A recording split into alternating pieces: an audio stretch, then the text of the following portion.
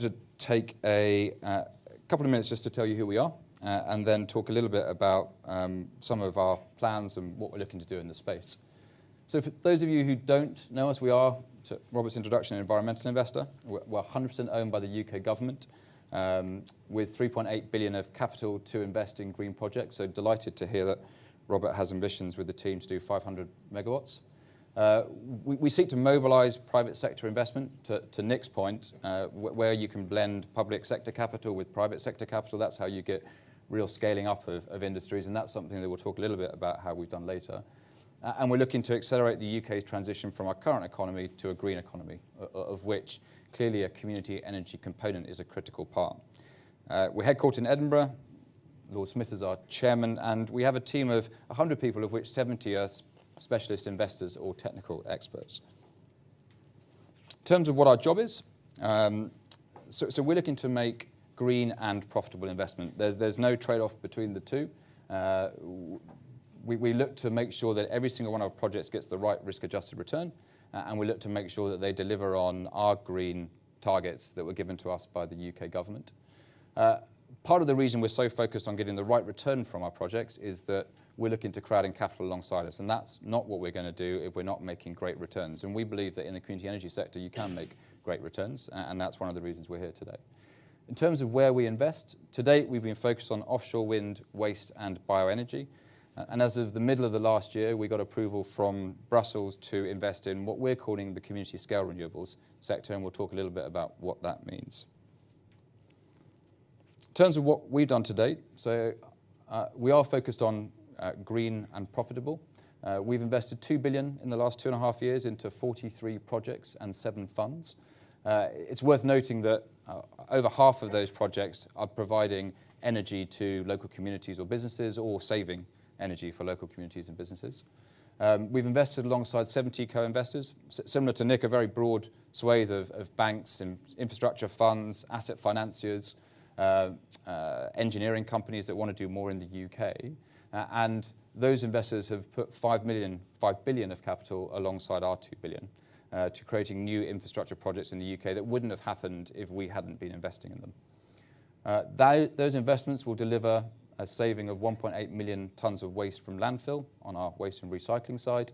And on the renewable electricity side, once fully built, those projects will deliver sufficient renewable energy to meet the energy needs of 3.1 million homes or London. However, we do think about broader impact. It's important to us as individuals. It's also important to our shareholder. And so those projects will create 3,500 new jobs. Of that 2 billion, about £500 million has been focused on smaller projects. And we have a team that's looking to innovate and create new green financing vehicles, such as the yieldcos that have been listed on the UK stock exchange. And finally, we've invested in new infrastructure across 210 locations and communities in the UK. So it's not just large projects, we're looking to spread the impact that we have across the UK. So why is community scale renewables, as we are terming it, important, and what is community scale renewables? Where we started off in this space was actually around smaller scale renewables. We'll talk in a bit about some of the financing challenges, but just there is a problem for smaller scale projects in the UK getting financing. They're below the scale of normal banks, and particularly getting the longer dated financing that a lot of them need, that is a challenge. And that's particularly important because as you look at the UK energy mix, it's increasingly going to smaller distributed projects, and we think there's going to be 1.5 gigawatts of wind below 18 megawatts and hydro below 5 megawatts. Those projects are sizable, but they also have good system benefits from the energy system. They're more distributed, therefore they're closer to load. You need less grid, you need less balancing. On the community side, you all here know about the potential, whether it's a minimum of 300 megawatts or we reach the heady heights of 3 gigawatts up to 2020. There's a significant market potential that needs to be supported. And it has strong benefits for the community. Robert and the team have talked about the benefits they delivered, and Nick has talked about what Big Society Capital is focused on. We're also particularly interested in engaging communities and engaging the people of the UK in the green economy. And it moves from being a cost on your electricity bill to something that either saves you money or makes you money. So for us, a big part of this is engaging communities and individuals in the benefits of renewable power and energy efficiency. Robert asked us to talk a bit about the challenges we see in the market, and these are the challenges that led us to talk to both our shareholder and then Brussels. Firstly, there is a shortage of project finance. Most project finance out there is for shorter tenor, so that creates big refinancing risk for project owners, something that's of particular note and challenge for communities that we've spoken to.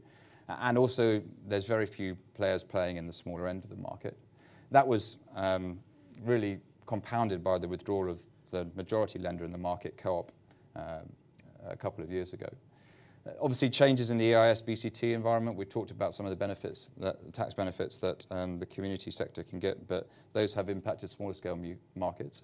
And community projects clearly have their own financing challenges, be it around getting the projects to financial close or actually creating projects that are bankable themselves. So since we got approval middle of last year, we've developed a strategy focused on 3 areas. The first couple are primarily be focused on bringing liquidity to the smaller end of the market. So in November last year, we closed a lending facility alongside KKR managed by Temporis, trying to provide 15-year loans to smaller projects in the UK. Delighted that the first of those was a project that had a significant community ownership, Strondor up in West Scotland. And that is looking to find and finance projects that are typically 5 to 80 megawatts on the wind side and over 500 kilowatts on hydro. Last week, we announced an unlevered equity facility for smaller projects. That was managed by Albion Community Power, who's looking to build a community power company. And that's looking at fit projects below 5 megawatts. And there our co-investor was Strathclyde Pension Fund, the pension fund for Glasgow City Council. And now we're really focused on understanding how we can do more for the community energy projects, finding commercial models that are green, that do have the social benefits, and provide those benefits to community. And we're delighted to be working alongside Big Society Capital, who are bringing their deep experience of social impact investing and working with communities. And hopefully we provide some benefit around how do you get renewable energy projects financed at scale and crowd in private sector capital.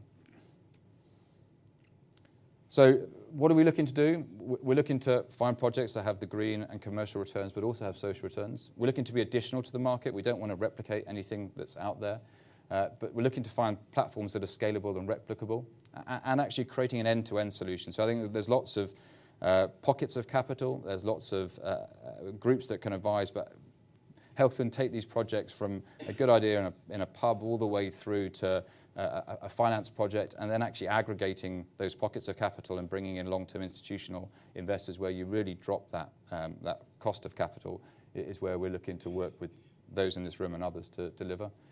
And we're starting with the technologies we can do today. Unfortunately, solar's not in our mandate, but hydro, wind, energy efficiency and biomass areas that we've invested and we're looking to do more. And so we're looking to work with government around the community energy strategy, talk to you and others about funding models and how we can be helpful alongside like-minded partners and trying to find other financiers who want to come in alongside us to provide more capital to this sector. So that's our address. You can find that on the website. I'm here for the rest of the evening, as is Richard, if you wouldn't mind standing up, who has been spearheading a lot of our work in this sector, and we look forward to continuing our dialogue. Thanks very much. Thank you very much, Bill. Great to hear that you are bringing this the kind of schizophrenia of the environmental and the social investors together.